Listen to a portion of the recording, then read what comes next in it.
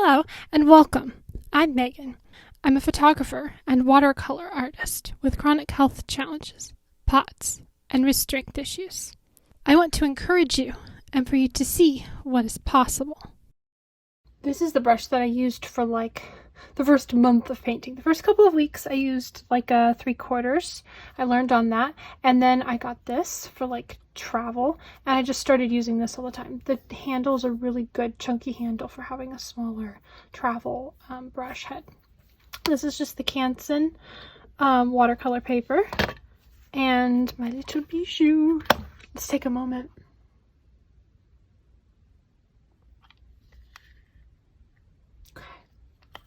It's just so beautiful. So first we're going to wet our brush. If you do that, your brush is not actually, I gotta dry the handle off, that's gonna bother me. Your brush is not actually wet right now because I switched it in the water once. This part in the middle here is called the belly, and you know when you wet your hair and there's that part in the center that just doesn't get wet initially? Your brush is like that. It's not actually wet all the way through right now. So we're going to do this until there's no little air bubbles. And then we will know our brush is wet. I think that's important to make sure that the brush is safe, that we're protecting it, but I made that up. So, it works for me. Do what works for you. I also find it fun and part of the whole therapeutic putting pen and paper process to just make sure that my brush is thoroughly wet. We gotta, take care of our little brushes here. I like you. You are my favorite brush. I'm going to take care of you now. And we're going to make sure you're wet all the way through. Personifying our brushes because why not? So, the next thing is, let's say you do this and you go into the water and now you're going to go directly to the paper or to the paint with this brush that you just went like this. This is dripping wet. This is too wet. So we're going to swipe it on the side of the jar a bit. This would also work if you have one of these travel things and you just wipe it on the inside part here to make sure that there's not any excess water.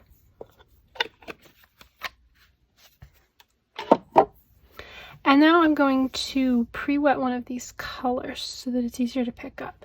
So I'm going to go into the water, get rid of the excess water like that, and let's go with pink. I'm going to tap on there and I'm going to get that on there. Now I also have some paint on the brush from that.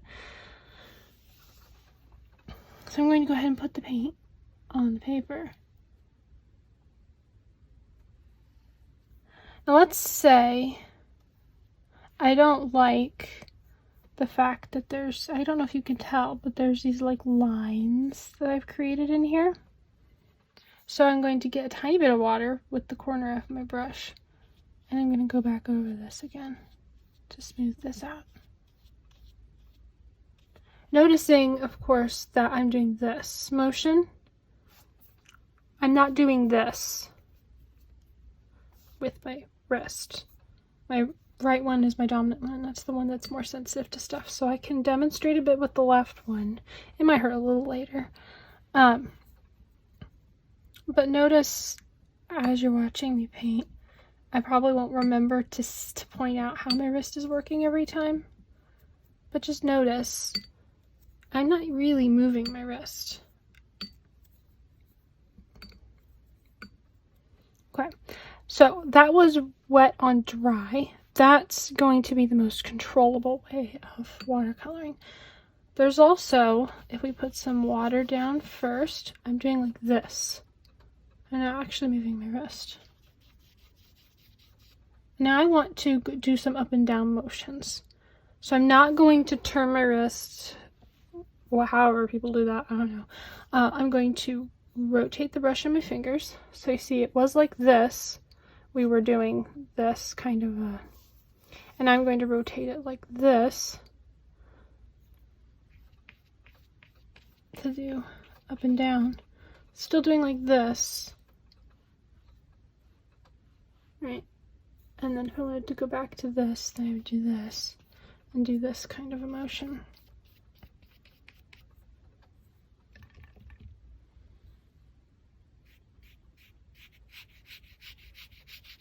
This is not one of those colors that's going to whoosh and take off on the paper. I'm doing this, so that's this part of the brush to get these sideways motions. But if I wanted wider, I would rotate it like this and hold it like this. I'm going to get some more water.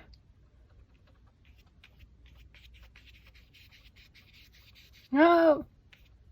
Look at that. I flicked over here. So I'm going to clean the brush, get rid of the excess water. I'm rotating the brush in my fingers to get rid of the excess water on that side and on this side. Now I'm going to put this on the cloth. So I have a dry brush and pick that up. Okay, one of the other cool things that I have discovered, if you want to know how much water your brush holds, is to thoroughly soak it like this and then take it to your cloth and pick a dry part and do like that. Can you see that on camera? It's barely on camera. It will give you an idea of the amount of water that your brush holds. I don't really know if that's helpful. Let's try dropping a different color in here.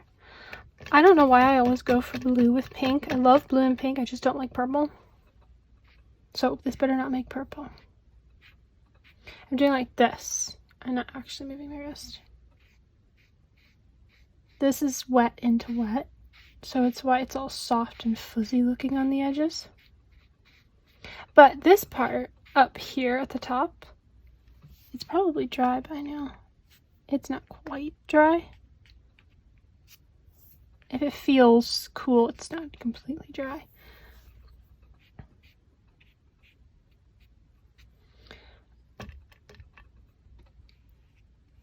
This is glazing, where we take the dry part here and we put some paint over it.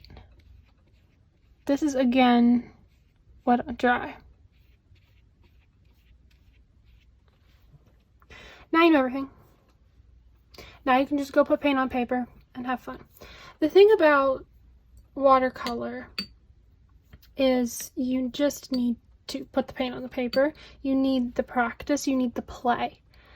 You can't just like learn all the rules and then do it perfectly without practice. You need the practice. Especially when you have wrist strength issues, because you're going to need to try and fail and fall over and get back up again and figure out what works for your wrist and what works for you and for your health, because there's not stuff on the internet about how to do this. I'm trying, but I don't know your wrist. You do. You need practice. Okay, I'm having entirely too much fun. Look at that. Ooh, it looks like cheese dust. All I'm doing is making my water dirty. I just got distracted. That was so pretty. Okay. So, in order to learn how to watercolor, you just need to put the paint on the paper. If you want to swatch, to like learn how to do swatches, I could show you how to do a swatch. I did mostly swatches early on, and I got really good at painting squares. And eventually I compared like my first squares to my like more recent squares that I'd painted for the little swatches of color, and I was like, oh my gosh, like I can actually paint precise little edges and shapes that look the same size. So if all you want to do is swatch, you're learning something. Definitely are. Go for it. Let's see what happens if I do this. Now this is mixing on paper. So I painted a color, and then I went and picked up a different color, and I mixed them on paper. You will see a lot of people use their palette to mix up colors first, and well, that's a good idea for like learning color theory. In practice, I find that I'm using my wrist a lot to get a precise color that I want here. and then running out of the ability, the wrist strength to continue painting over here. So I kind of skip that step and I just mix on paper. There are some colors that mix on paper better than others, and I kind of have learned and adapted to what will work the best for mixing on paper and for me and how my wrist works. So, oh, and this is also called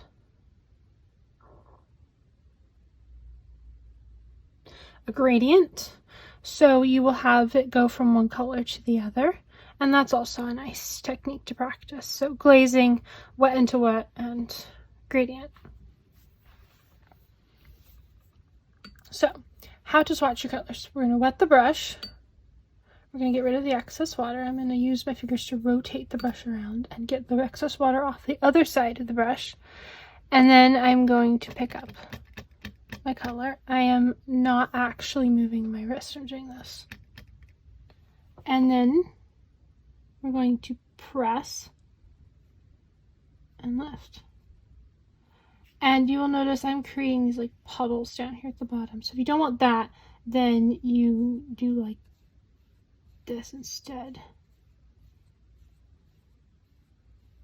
That's another one of those practice things. And I think what I just did was pick up the excess color, but I don't even know how to explain how I did that. I think that's a practice thing. And then if you want to be super precise about what your colors look like, you could then put some clean water in another one, and so you'd pick up clean water.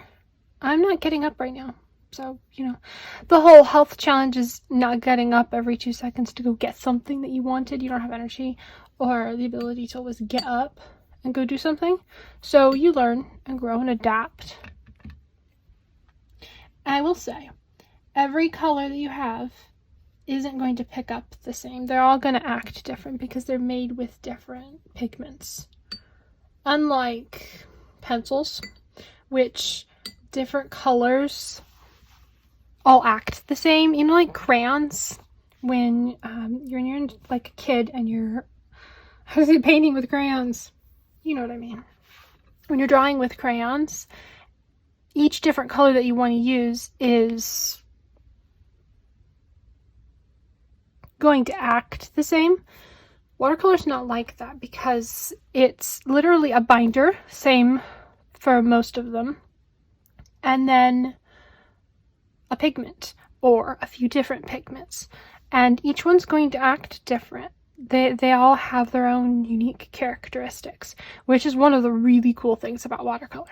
So you can take a little area of water and on your paper, I'll demonstrate. Take a little area of water on your paper,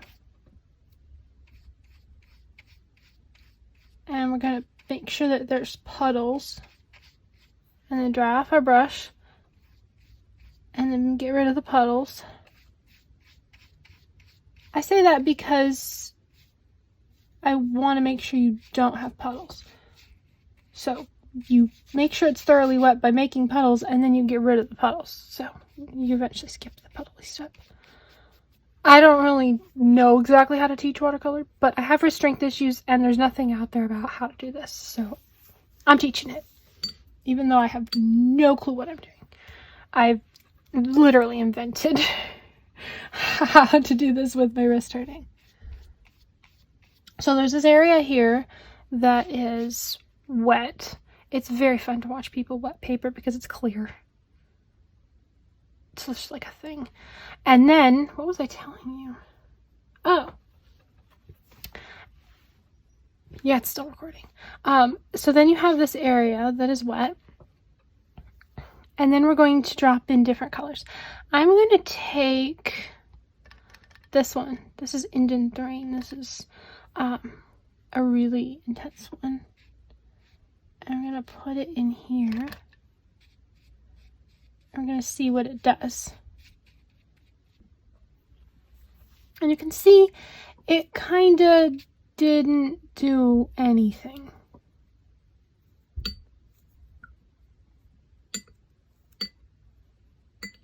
Let's try a different one. put an area of water down here. I'm gonna try this one. I'm doing like this, by the way. Just like, my wrist is not moving, but I'm using my middle finger to guide that. Look at that! This color loves to do explosive stuff. Early on, I watched people teach about how to do this explosive wet on wet thing, and nobody told me that different paints do different things, that they're made of different things. So some colors will just sit there and will do nothing, even when you put them in water and you're doing everything right. You can do everything right and the paint might not cooperate. That's a watercolor thing, and you have to be okay with that. That's one of the cool things about watercolor for somebody who has restraint issues, is it kind of has a mind of its own and it does its own thing, and you just kind of watch it do fun things, and then you're like, cool, now my painting looks like that. And that's a more like experimental approach. It's more of a like, let's see what happens if I do this kind of approach. And then there's the approach of, I'm going to sketch this out precisely and I'm going to fill it in with color precisely. And both of them are just, it's different people do different things, but I personally can't do all of the details. So I absolutely love the whole, it doesn't really do what I thought it was going to do, and that's interesting and that's fun and that's cool. I don't know. This color is cool. This is ultramarine, and this is an example of different brands. Can you see that? Yeah. Different brands act different. So there's a Sennelier color. Sennelier is a brand of watercolor that does not have this texture thing. But this one is from Da Vinci, and this one has this texture thing. This is called granulation. This is like large and small particles in the paint that will settle different.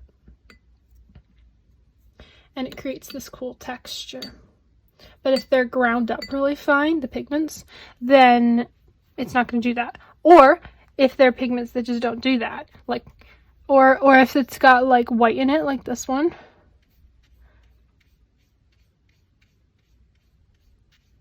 See how this is smooth? And this is developing this like huge texture thing. So you can use that in your work. When you are first starting out, you're probably not going to like granulation. I didn't. I thought it was the worst thing ever. I was like, what is wrong with this paint? I don't like it. And now the most granulating ultramarine blue is my favorite blue. You learn and you grow, and you will never stop learning and growing and changing what you like. I actually put a purple in my palette now. I will show you. But I would not in the beginning put a purple in there. And I still don't like purple, but I like this one. This one's okay. It's basically black though. That may be why I like it. It's a photographer thing, I think, to like wearing black.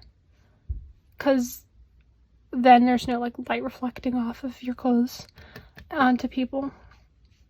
I don't really know, but it seems to be a photographer thing. But I like this one. It makes really nice mountains. So I'm going to go back to swatching.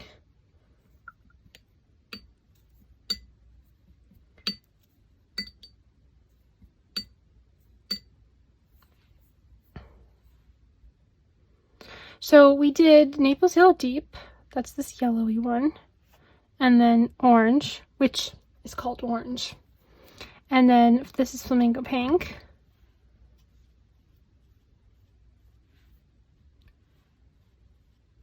And when you're first getting started, you might get frustrated trying to figure out how the swatches should look.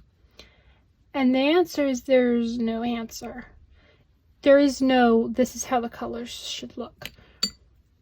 I always swatched very light when I was first starting out, because I started out with pretty excellent colors, and then I switched to the Aqua Mini from Sennelier, which is like 8 colors in this little adorable thing that's professional colors. And both of those have very intense colors. They're very easy to pick up onto the brush. They work really well for restraint issues. And I would then expect that just touching the paint just a tiny bit is going to get a ton of color onto the brush. And so I would paint very pale because that's how I learned. You just learn that swatching is so that you can see how you paint your colors. Because if this is how I put my color down onto the paper, then when I go to paint a painting, I will know that if I pick this color up the way I just did, it will look like this on my paper.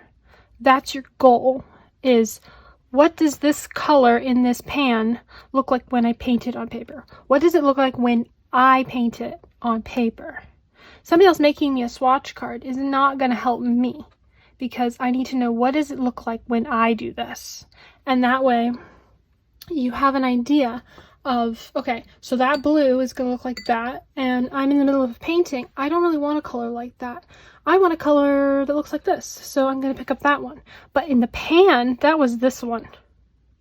So if I was just going based on this set here, I would think, I kind of want a brightish blue, but I don't want it to be too bright. I guess I'm going to go with this one because it looks like that in the pan, whereas this one looks like it's going to be a black, like a navy color, and I don't want it to be that dark.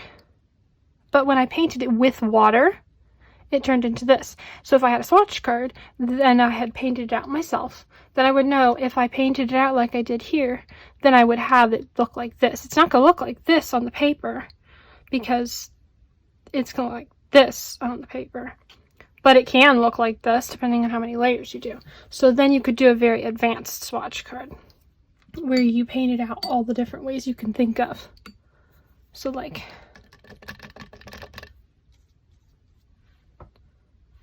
there's 2 layers. So if you add a lot of color to this, then it's going to look more like it looks in the pan. And so then you use your swatch card for that. Personally, I would make the swatch card and then kind of learn from the process of making it, and then not refer to the swatch card, but have an idea in my head that if I add water to this, it's going to come out lighter. And then if I'm in the middle of painting, I'll say, oh, well, this color looked lighter on that swatch card that I made if I added water to it, so I'm going to go and paint it that way. There are also colors that just don't get dark. This one has a little bit of white in it. Do you notice what I just did there? I'm not going to always remember to point stuff out because it's hard to teach what's intuitive, but I just dried my brush off a little so that I could pick up a thick amount of paint here so that the color would be darker. But if you want the color to be lighter, then you're going to add some more water to it. So I'm going to go up here. Because this has white in it, I'm going to do the same thing I did with this color. You see how it's not really getting any darker?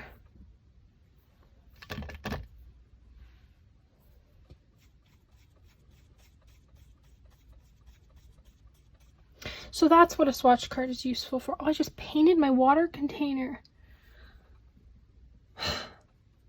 That's what a swatch card is useful for. Is seeing what can I do with this color? What will this color look like when I paint it out on the paper? Let's just clean that off there.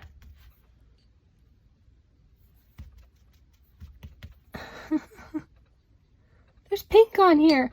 When did I get pink on there? Oh, probably when I splashed the page earlier. Flicked paint everywhere. Alright. So which color is next? We have 4 here, and there are 4 on the top row, so now we move on to the next row. I'm going to do this one. You will also notice as you paint with your colors and they get wetter that they pick up onto the brush easier, so you will have to pick up less from your paint palette as you go, as you begin painting. Like if this paint here was very wet and I just touched my brush to it, it's going to pick up a ton of paint, and then I'm just going to be frustrated with this huge glob of dark blue paint. So that's another thing you will learn through practice, but pretty much all of this can be learned through practice. Do you see that? Where's the color? That's because this color was not activated first. So I did the same pickup technique that I was doing for all of these, but there's no color. So I'm gonna wet the brush, get rid of the excess water, and give this paint some water, because the solution to everything in life is water. Your health needs water and your paints need water. There we go. The other cool thing, which takes us back to this granulation thing, is you can also do two different types of swatches, where one of them you paint like this, and the other one you add extra water to. Like you go back in and you pick up more water and you put it on there, and then you wait and you let it dry, and you see what it does with lots of water in it. That's an interesting one. And then you could also make a swatch card where you let all of the colors bump into each other, or you purposely mix them on paper next to each other. So like this is what my swatch card would look like here in the middle if I had mixed these two colors on paper next to each other. And that one's a really pretty option. So getting rid of the excess water. This color I know has honey in it, so I don't need to pre-wet it. This one does not. That's just something that I know intuitively. I've learned my colors, because this is a honey-based one. This is one of those that is really a good mixing color that I would not just like use on its own. This is phthalo green, and phthalo green is one of those that comes in lots of palettes. So I'm going to show you. Let me get a little more water in the corner of my brush. If you pick up a little more water on the corner of your brush, then it will help you get the paint that's on your brush off onto the paper. And this is why I have orange in my palette. Here's another thing. In the middle of teaching something else, I'm not going to thoroughly rinse my brush right now. I have rinsed it, sort of, but you can see there's still color in here. It's going to take too much wrist action to thoroughly rinse this, but I have rinsed it a bit in there. And I'm going to go ahead and pick up color. But you'll see it's not putting the color on here, to my color from the brush into the pan. It's not making it all green colored because I rinsed it once. But you don't have to thoroughly rinse your brush between every color. There are people who will tell you to do that, but that's going to take a lot of wrist action. So before this dries, I'm going to mix on paper. This is phthalo green, and this is orange. That's literally the name of the color. It's just orange. So I like more, when there's more color name to it.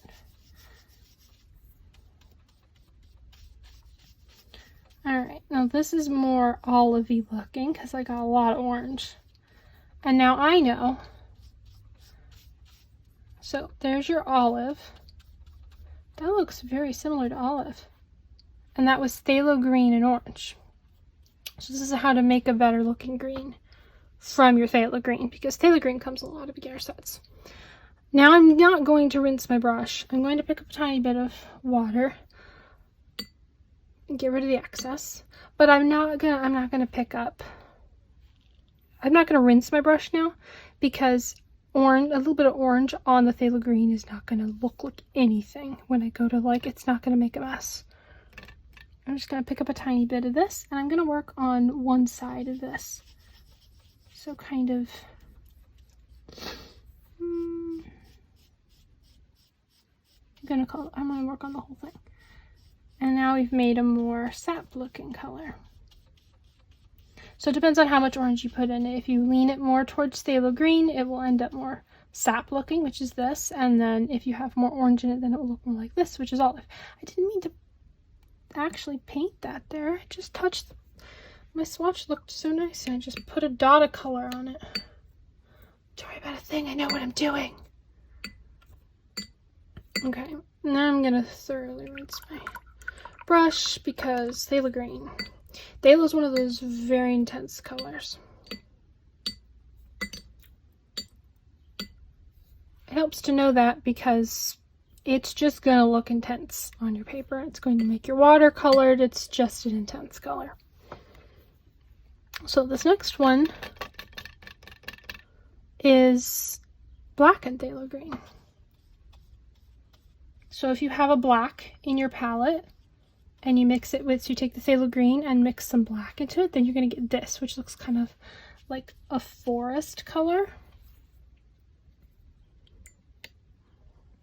And there's often a black in with beginner sets as well. So you could take a phthalo green and a black and make a forest, and then take phthalo green and orange and either make a saffron olive. And then this last one we've already painted out. Do you remember the name of it? That's ultramarine, and I apparently can make purple with it by putting it over that color by accident. Swatch, okay. I should have left more room, but I'm not going to do this over again. The interesting thing about making a messy swatch chart, or swatch card or whatever, like this, is you learn interesting things. So I just learned that if I put this blue over that pink and that orange that was there, I'm going to get a more navy looking color compared to the brighter ultramarine color. Because this was the bright ultramarine color that we just put down here, but if we layered it over that, then it made that color. So now you know it makes that color. Okay, so that's the 4 colors in the middle row. Now I'm going to do the bottom row. I would recommend going with somewhere around 8 to 12 colors when you first get started. You don't need a ton of colors. You actually learn more if you have fewer colors. But you don't want to only use like 6 colors. I know that that's a really good way to learn color theory.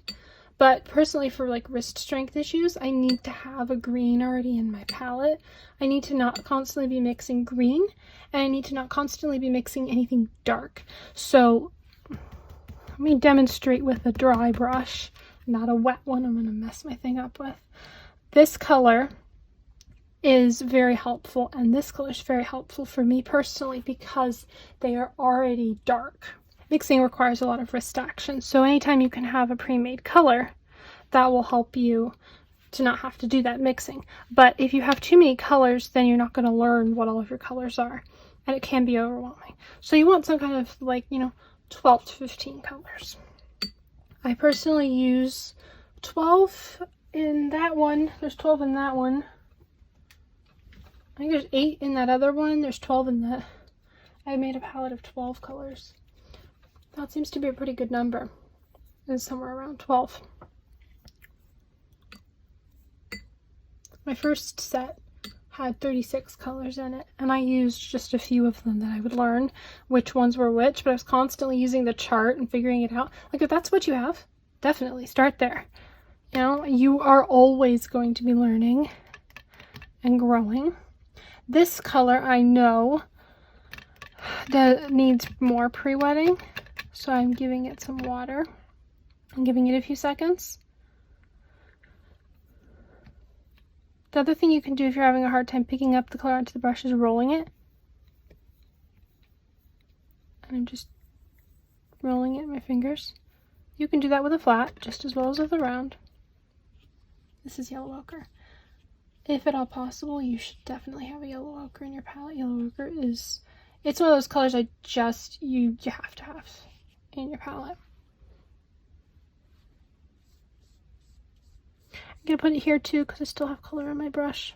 You can make 2 swatched cards at once if you end up picking up a ton of color. The other fun thing to do would be to do a swatch, and then while you still have all that extra color on your brush, do another page over here of just like wet on wet. Put water on the page and then drop in the color and mix them together on paper and make a mess and see what happens. That's always really fun. And then you aren't rinsing off the color that you had left on your brush from swatching. You're using it for something. So, get rid of the extra water. The other thing that people do is they wet their brush sometimes and then they'll go to their cloth and get rid of the extra water. But I find that that's not as intuitive for me. It's really hard to learn what is on your brush. And it takes a lot of experience just to have an idea of what water level is on your brush and what water level you're like working with as you're painting. So I find it helps to just like do this on the side of the cup. I'm gonna wet this one. This is burnt sienna. I'm gonna tell you the color names real quick because I don't think I actually did that. I don't know if you care, but I love this palette. I've had this one set up for a little while. I move paints around so often because there are little magnets on the bottoms of these that allow me to move them around to all the cute little tins that I have make different sets of stuff. But this one has stayed together for a while. So this is Naples Yellow Deep, Orange, Flamingo Pink, Cinereus, Olive, Phthalo Green, Green, which is Phthalo Green and Black, Ultramarine, Carbazole Violet, Yellow Ochre, Burnt Sienna, and Indent Green. The Burnt Sienna is from American Journey. That's a really good Burnt Sienna. No! This is Monte Amiata Natural Sienna. I just keep calling it Yellow Ochre. And then the last one. That did not pick up as much color as I thought. So I just did it again.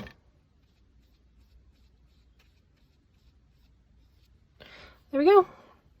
So that's a swatch card, except you would like, you know, maybe not have all the other stuff around it. I personally would suggest you do make a mess, figure it all out, experiment, have some fun, put some paint on paper. That's the goal, is to just relax and put paint on paper. The fact that it actually looks like anything is just a bonus for me. It's amazing that I can actually even do this. And then on top of that, it can look like something. It's just really cool. So anyway, I hope this was helpful.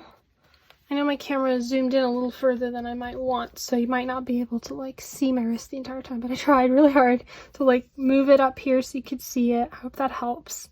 And just go out and get your little set of colors and put your paint on your paper and do that over and over and over again. Just swatch your colors a million times. You will get so good at painting, figuring out how much water is on your brush, learning your colors, all of those things. You learn a lot just from swatching.